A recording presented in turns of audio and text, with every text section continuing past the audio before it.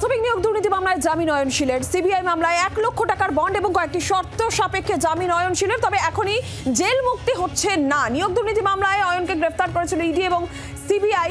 তার যেটা জানতে পারা যাচ্ছে, প্রাথমিক নিয়োগ দুর্নীতি মামলায় জামিন অয়নশীলের। আরো বিস্তারিত বিষয়ে জানাবেন অর্ণবাংশু নিয়োগী রয়েছেন টেলিফোন লাইনে। অর্ণবাংশু, কি জানা যাচ্ছে?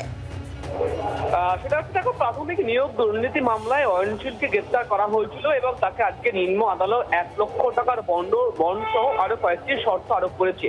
যেই শর্ত দাঁড়িয়ে তাকে কিন্তু জামিন দেওয়া হয়েছে। তিনি কিন্তু আদালতে তদন্তে সহযোগিতা করবেন, ফোন নাম্বার দিয়ে রাখতে হবে এবং তদন্তকারী অফিসার ডাকলে তাকে কিন্তু অবশ্যই হাজির দিতে হবে। এই কয়েকটি প্রাইমারি শর্ত, সেই শর্তগুলো দেওয়া হয়েছে।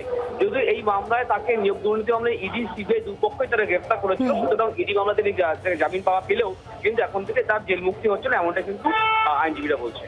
অর্ণবাংশু, ধন্যবাদ।